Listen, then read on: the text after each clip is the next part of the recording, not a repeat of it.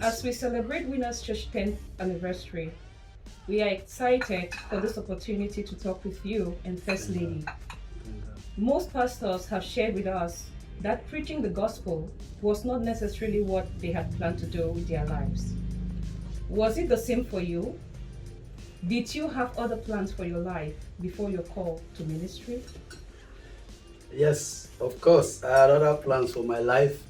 Coming to this country, I think I've said it several times.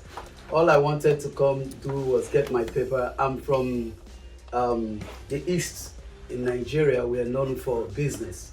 I wanted to just trade on motor parts, shipping motor parts to Nigeria and then be able to buy parts and travel all over the world for business and buy any other materials needed for people in Africa. I wanted to be a wholesale dealer of motor parts. That was my goal, growing up. Then coming to America, the same thing, even when the call was coming, that was not my intention. I was not planning to be a pastor.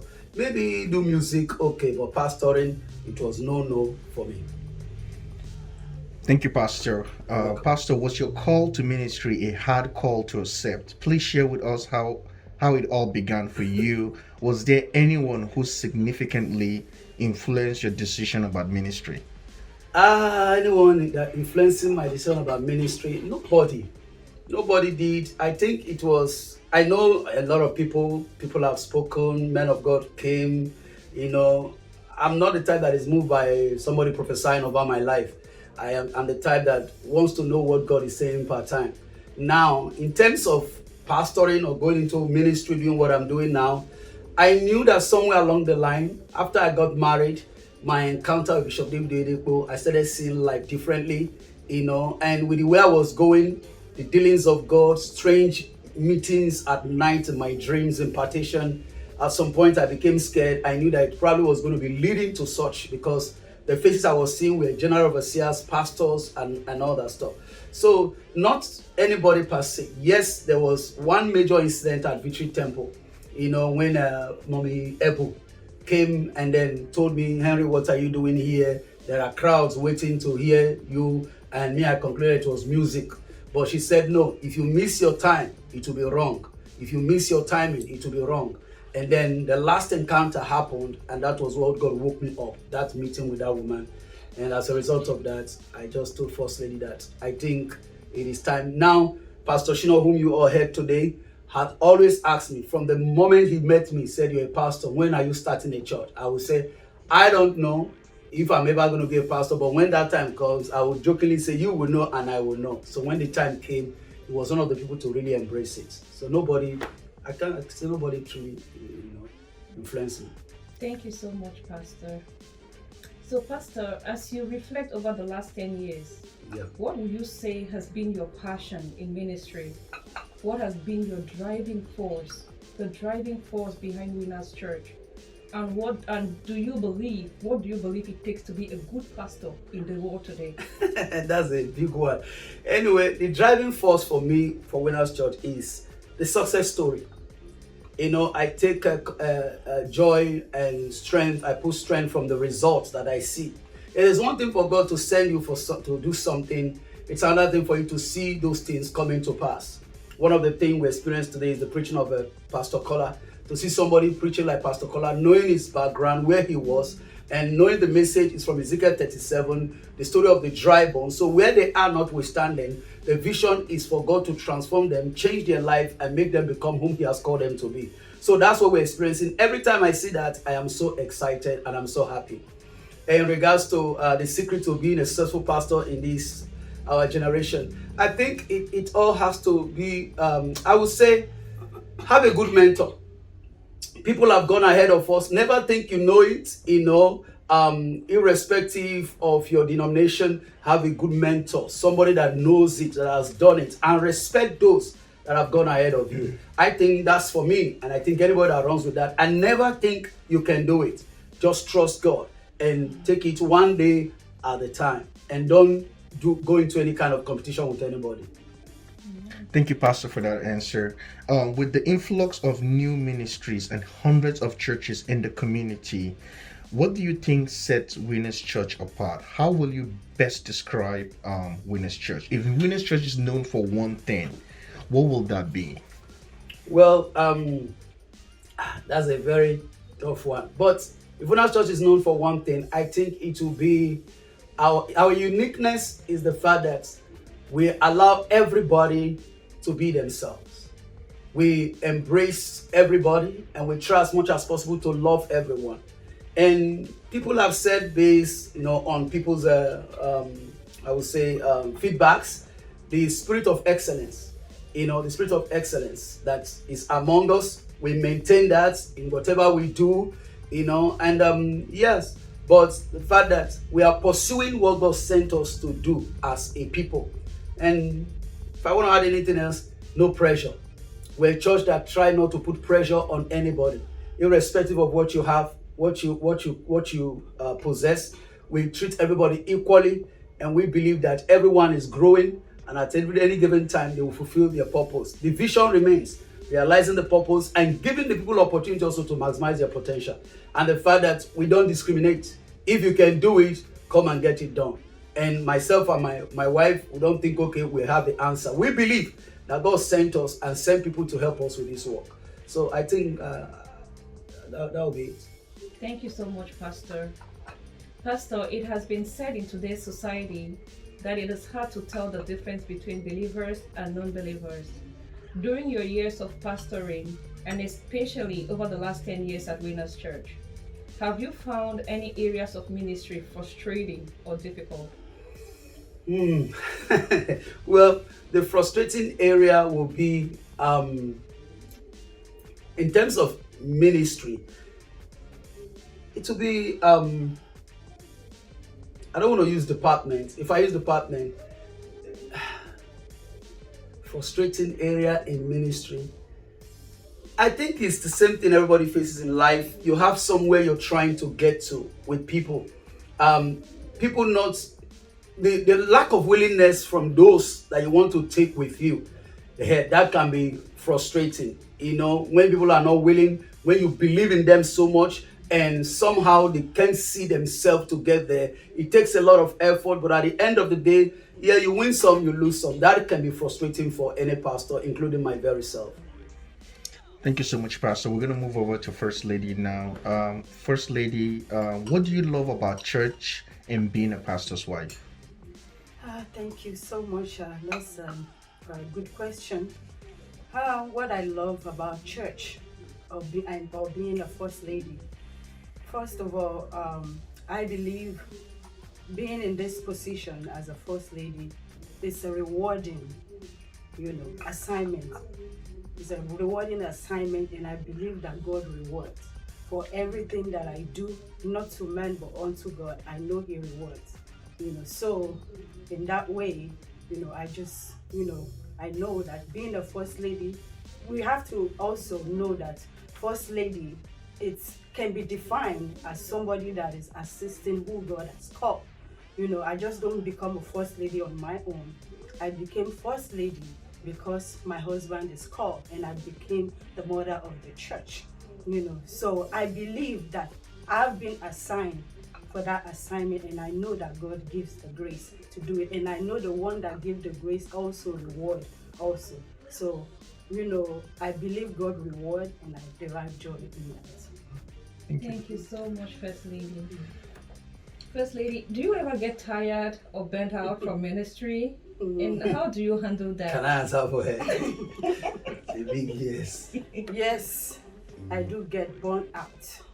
And we have to look at the reason why we get burnt out in ministry. We get burnt out in ministry because people have a lot of expectation for you. People there's a lot of expectation for you as first lady, and you always try to meet that expectation. And when you try to, meet those expectations, you get burnt out. So what I do is that I encourage myself in the Lord. That's all I can do through His word. I know He's the one that assigned. So when I have that burden, I take it up to Him. God, you call me for this. Before I drop, you need to give me that grace, because I know you will provide grace. And also, what, like I said before, what makes me a first lady? He answers the call. And sometimes I get burnout, I put my burden on him. So, I let it out to him also, because I know him being answering the call made me first lady. I turn to him also. I turn to God first, and then I turn to him. Yeah, Thank you so much. Pastor, we're gonna move on to the next question. What is your favorite room in the church and why? My favorite room in the church is here. Perfect. Yeah, this is my favorite room. This is where I meet. This is where I cook. It's my kitchen. It's my everything. Yes, my office. So, what is your big dream for Winners Church? My big dream for Winners Church. When I see us, when I see what is coming, the big dream is the future of the next generation, the young adults of today, the teenagers of today, and then the children of today. I picture where they're going to be tomorrow, because our generation has been able to break out of poverty, limitation, and timidity. As a result of that, we're raising a generation that is bold. We're raising a generation that loves God, that fears God, that understands faith. So that is my excitement, that what we dealt with, they are not going to deal with it.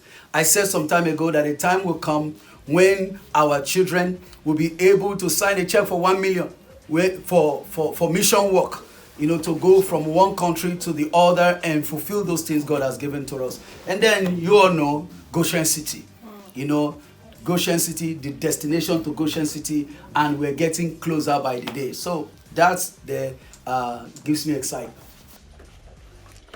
Thank you so much, Pastor. We're gonna go straight to the next question, which will be question number 12.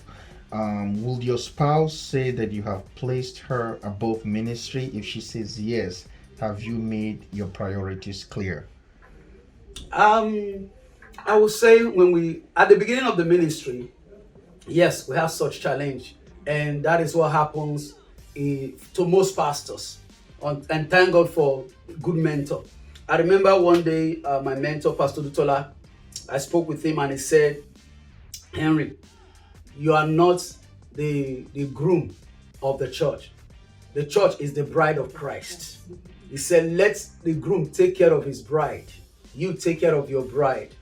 That right there was a light, and that changed our, the challenge we were dealing with. Yes, initially I was placing the ministry above her, but thank God today, and she's here also to testify that that's no longer. I'm trying. And the other thing that helped is having the right people in place.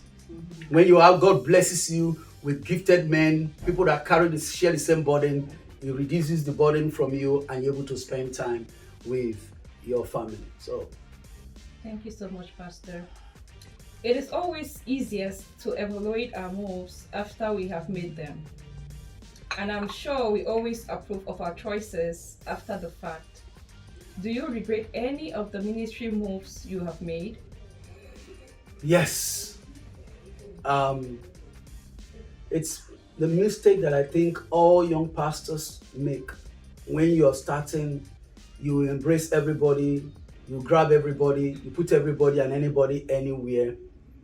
Yeah, that was my regret, starting and trusting in people a lot that I did not test. Trusting the untested is my only regret. And it's part of the fact that as a pastor, you want to trust everybody, your loving heart and your caring heart. So that was one mistake that I made. Other than that, there is none of them I can say this right here. And if I want to say anything, was me not pursuing a liberation banquet, letting liberation banquet not function for 2 years is something that has cost me a whole lot. I'm just saying it here now, truly, because of some issues I don't want to disclose. But thank God we're coming back. Thank you so much, Pastor, for that question. What one book, just one book, other than the Bible, has influenced your life? Exploiting Ministries by Bishop David Oyedepo. That is what forms me. Some people ask me, why is that you don't bring pastors to raise funds? And I tell them no. Why? I said there's no need. Bishop Oyedepo is my prophet. That book guides me. And every time I look at it, many things I don't do today is as a result of what the insight I got reading that book, Exploiting Ministries by Bishop Oyedepo. Oh, Mommy, I'm going to ask you this question. And I believe many people watching will probably also want to, have an answer from you. The first one is, how do you help support and encourage pastors? And what advice would you give other pastors' wives? Thank you so much for the question. I support pastor in so many areas. And number one area is the place of prayer. Behind the closed door, I do a whole lot of prayer for him because I know if he fails, I fail. So I have to stand in gap in that area. So that's number one area that I support him. And another area is filling the vacuum at home. Yes. Most of the time, ministry takes up his time and is not able to do as much in the house or at home. So I fill in that vacuum. In many areas, I support him because he's the one that God has made me his helpmate. One other area, if I may add to that, in the area of telling me the truth, whether it hurts me or not. That's a big way of my wife does not sugarcoat it for me. Yes. And that is what has saved me for these 10 years. She's able to speak the truth and save me. If my wife did not believe in this ministry, or if I had any other reason, maybe because I want to go and prove anything, my wife would not have allowed me to. Yeah. Everything in my life, she will always tell me the truth. And she will tell me, if it hurts you, it's going to hurt me. So you listen to what I'm saying. Yeah. So, and I believe you also ask about to encourage, a lot of people out there, being a first lady is not an easy task, But what I can advise anyone that in the place of ministry like me is that just ease yourself of the body. We suffer with Christ. God is the one that is carrying the burden. We are just a partaker of it by suffering with him. So you have to ease yourself of people's expectation of you. Don't always think you have the answer. Don't always think that, the burden is yours. The burden is the Lord. The burden is for God to carry. The problem is for God to solve, not you. That leads me to what Pastor said earlier about one of our spiritual fathers. To be precise, Pastor Stodivan. He had advised us, we shouldn't carry the burden on our head because we are, the scripture says, husband, love your wife as Christ has loved the church. Christ is the husband of the church, not me, not pastor. He is their savior. He is everything to them. So we should not do God assignment for him. We have to allow him to do that. So that is my advice to, for my fellow first lady. Ease yourself of people's expectation of you. Look up to Jesus, the author and finisher of your faith. Thank you so much, Pastor and First Lady. And this concludes our interview.